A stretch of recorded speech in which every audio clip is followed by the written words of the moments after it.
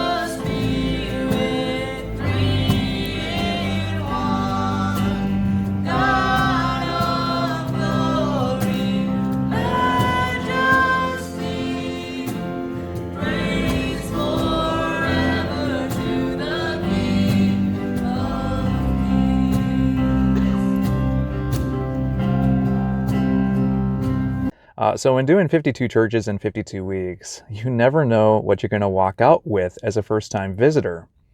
So for example, when I went to Rick Warren's Saddleback Church and Stephen Furtick's Elevation Church, they both gave me free Bibles. When I attended the Church of Jesus Christ of Latter-day Saints, not only did I get one Book of Mormon, but I got 2 Books of Mormon. Christian Science gave me this 700 to 800 page Science and Health with Key to the Scriptures. And then Scientology just gave me all these different DVDs. And that's not counting the various types of devotions, pens, magnets, just all kinds of different things that you receive. But here, you first walked in and the pastor, and I didn't know it was a pastor at first, but he was wearing blaze orange and he was giving everybody these raffle tickets when they walked in. And he explained just to throw 4 of them into whatever basket that you would want to win. All free, all donated, really neat. So I was looking around and I saw this Reggie White rookie card, the Minister of Defense. And I thought, man, that'd be amazing to win. So I threw 3 of my tickets into that. But the item right next to it, I was like, man, if I won that, that would just be the craziest thing to ever walk out of a church with. And sure enough, when they were pulling the raffle tickets, my number got called, and I walked out of this church with a free 6-pack of beer. It's just the most Wisconsin church I've ever been to in my life. So as you can tell from the montage, this was a very unique church setting to step foot into. So for everybody there, the majority was wearing blaze orange or hunting gear. And this was not in the actual church worship center. This was in the church as part of a nearby gym. And I can understand why, because they had this great outdoors ministry that was part of the event. And they had brought in all these different types of trophy displays and animal mounts of just various different animals. Some of the greatest white-tailed deer to ever grace God's earth. Plus you had bears and you had elk and you had cougars and rattlesnakes, just all kinds of different animals. And it was just all over the gym. So everybody took a seat and the pastor said a prayer for dinner. And I soon learned that this wasn't going to be an actual church service as I was anticipating from what I had seen on the news years before. This was more of a night full of fun, food, and fellowship. So we got in line for just this huge food setting, and they had tons of lasagna and casserole and buns and cookies and dessert, just everything. So you took a seat at all these round tables that they had, and I sat at a table with 2 gentlemen, and just great guys, and we just got talking and sharing some stories. So we chowed down. I was so stuffed after eating everything, and they had a worship team of about 5 people. So they're wearing all orange, and they're singing next to these animal displays. Just so different. So you have someone playing the guitar and you have this 30-point buck display hanging right next to them. And then you have this wolf right next to the organist, or the pianist, I should say. So it's just very, very different. The representative from the outdoors ministry shared a deer hunting story about one of their most prized deer mounts. And the story was about this one gentleman who went out to Canada and withstood -20 to -30 degree temperatures to obtain this very elusive buck, basically the holy grail of deer hunting. And the first season he wasn't able to find it, but rumor was the deer was still in the area, so he came back the following year. And he stood and just sat on rocks in -20, -30 degree temperatures, and eventually the deer came out. And the representative kind of told about the emotions that you have when you see a buck this prized right in front of you, the amount of poise that you need to have, but also the difficulty to make a shot when it's -30 degrees because you're shivering like crazy. But the hunter was able to nab it, and one of the first things that he did is he called his dad. So the representative wanted to talk about how with deer hunting, it's such a family affair. It's such a father-son, father-daughter type of bonding moment when you are able to hit. The pastor got up and he gave us all these blaze orange prayer cards. and he explained why in a moment. So he shared his own deer hunting story about one time he was 40 yards in front of him, he saw a doe, and he figured the doe must have a boyfriend, so he was going to wait it out. So 5 minutes passed and a second doe appeared. No buck. So he waited a little bit longer, another 5 minutes, and then a third deer approached. Certainly that had to be the buck, but nope, it was a doe. And suddenly all the does started getting into this fight. He compared it to a WWE Royal Rumble women's division. And later on, like a fourth doe appeared, and she also got into the mayhem. And he got thinking about it because he was just waiting, he was watching, he was sitting, just nothing. The buck just never appeared, and he basically walked away that season without anything. And it kind of got him thinking about with hunting, like you're waiting so much, you spend so much valuable time waiting out there, and for him, it's really a chance for him to really commune with God and do a lot of prayers. So that's why he will do the prayer cards, is he is able to spend a lot of time with God to pray for members of his congregation. So he turned this deer hunting story into a prayer in itself. And he mentioned with God, we're often waiting on him for us. But with prayer, it's really a chance to kind of show how much God means to us. How much are we willing to turn things over to him? It really kind of shows that how much the prayer means to us during this waiting process. So he turned to Psalm 27. And in Psalm 27, it says, "I remain confident in this. I will see the goodness of God in the land of the living. Wait for the Lord. Be strong and take heart, and wait for the Lord." The next morning, I really had that sermon kind of stuck in my head with the waiting. And I'm sure in my own life, and I'm sure in yours as well, like you want things right now. Like you don't really want to wait. And the next morning, we had just gotten our first fresh blanket of white snow. And with my videos, I always like to do a little bit of an opening montage to kind of show a little setting of what it looks like around town. And I had walked these trails, they're not far from where I live, and I've walked these trails hundreds of times.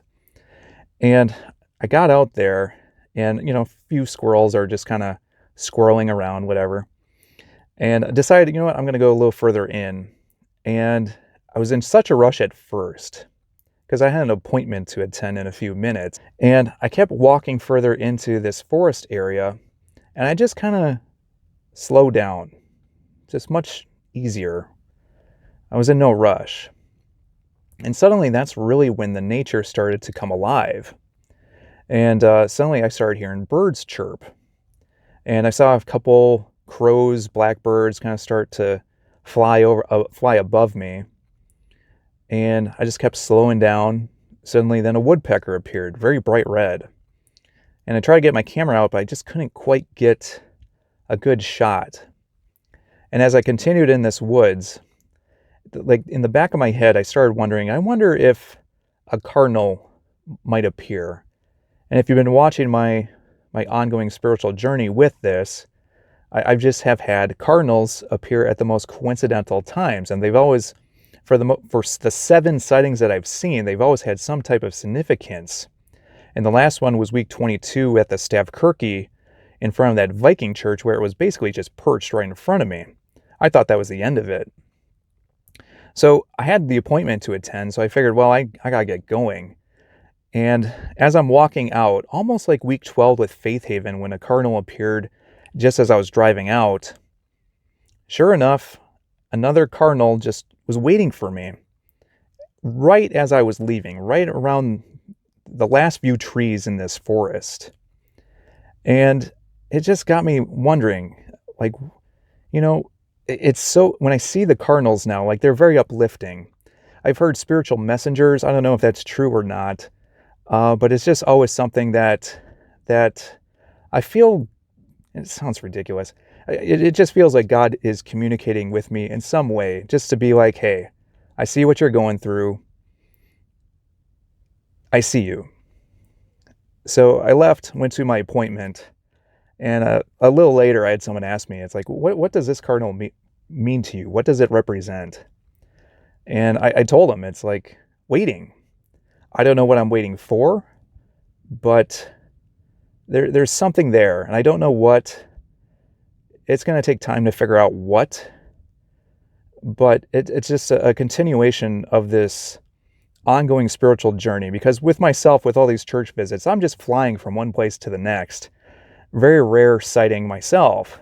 And with these cardinals just appearing, I think it's the middle of November, like it's snowing. I had never seen a cardinal in person in the snow before.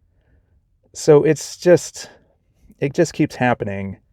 And again, it's very uplifting, and I just appreciate it. And I thank God anytime one appears now. So this one means waiting. I don't know what for. So we'll wrap it up on that. But again, thanks for watching this video. As always, if you'd like to help out the channel, feel free to like and subscribe. But until next time, hope you have a good one.